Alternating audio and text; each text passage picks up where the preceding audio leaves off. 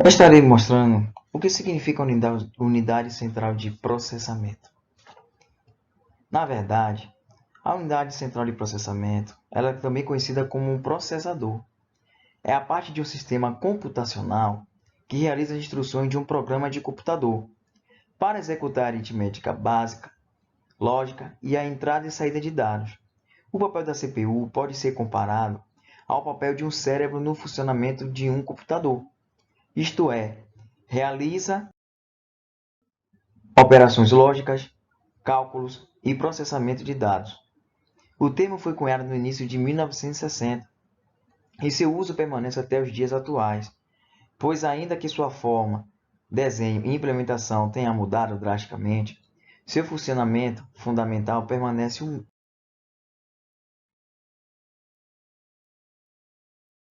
Temos os processadores de grandes marcas, a Intel e o AMD. A Intel implementou a sua família Core e a AMD a sua família Ryzen. São grandes marcas de processadores no mercado. Uma CPU ela é composta por três seguintes componentes. A unidade lógica e aritmética, que é a ULA ou ALU. Temos a unidade de controlo ou controlo, UC. Muito importante também falar sobre os registradores. Vamos agora explicar o funcionamento de cada um deles. Na unidade lógica aritmética, ela é responsável para executar as operações lógicas. É um circuito digital que realiza operações de adição e booleana, AND. A ULA é uma peça fundamental da unidade central de processamento, o CP, e até do mais simples microprocessadores.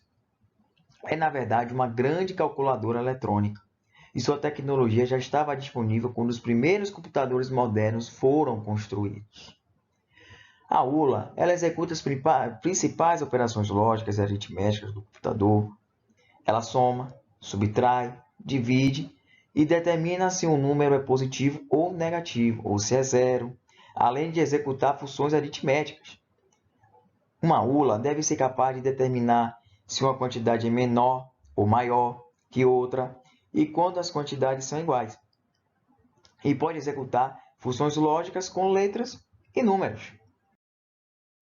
Aí vocês estão vendo agora uma figura, que é um símbolo esquemático típico para uma ULA, onde A e B são operandos, R é a saída, F é a entrada da unidade de controle e D é a saída de estados.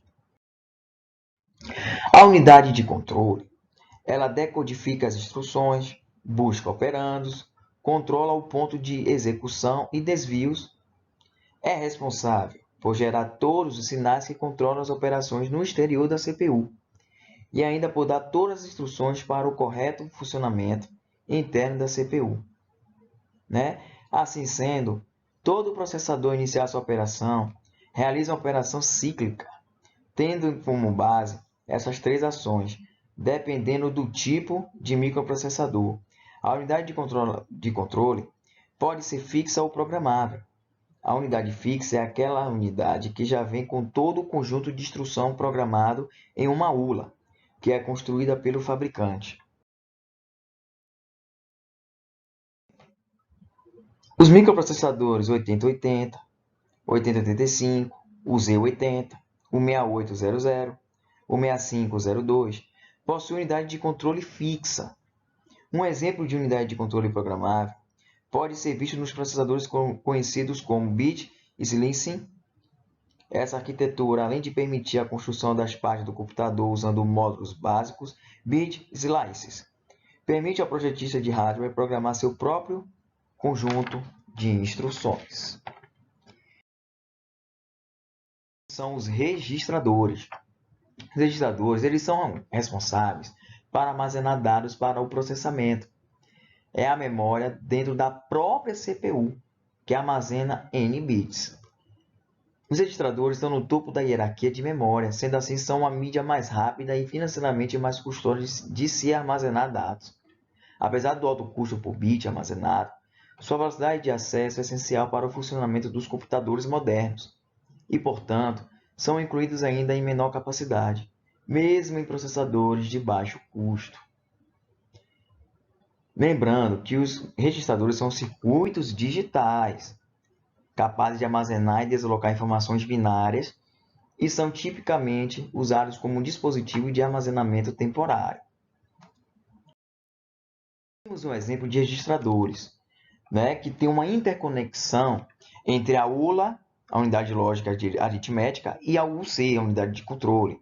Eles trocam informações, ele emite sinais para o periférico de entrada e saída, na verdade, para a memória principal, e a troca de informações entre os registradores e a memória principal e os periféricos.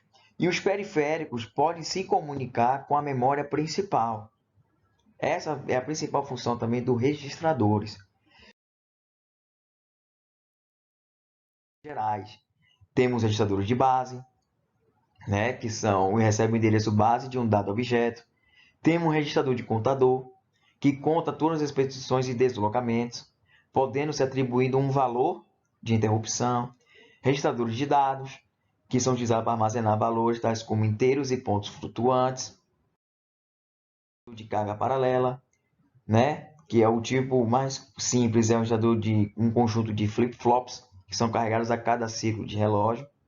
Temos o registrador de deslocamento, que pode também deslocar conteúdos de um registrador para a direita ou para a esquerda. E temos 4 tipos de registradores, dependendo do próprio deslocamento, da forma como entra e como sai a informação dos mesmos. O SISO, que é a entrada em série, ou serial, e uma saída em série. Temos o PISO, PISO, entrada em paralelo e uma saída em série. Temos o SIPO, que é a entrada em série e uma saída em paralelo. E temos o PIPO, que é uma entrada paralela e uma saída paralela. E o último registrador, que é o circular, que essa variação consiste em uma adição de rotação no registrador, porque a partir do momento que o registrador tem um deslocamento circular, nada mais é que uma variação do registrador de deslocamento. E é só, eu espero que vocês tenham gostado. Uma maneira rápida e simples de se explicar o que é uma unidade central de processamento.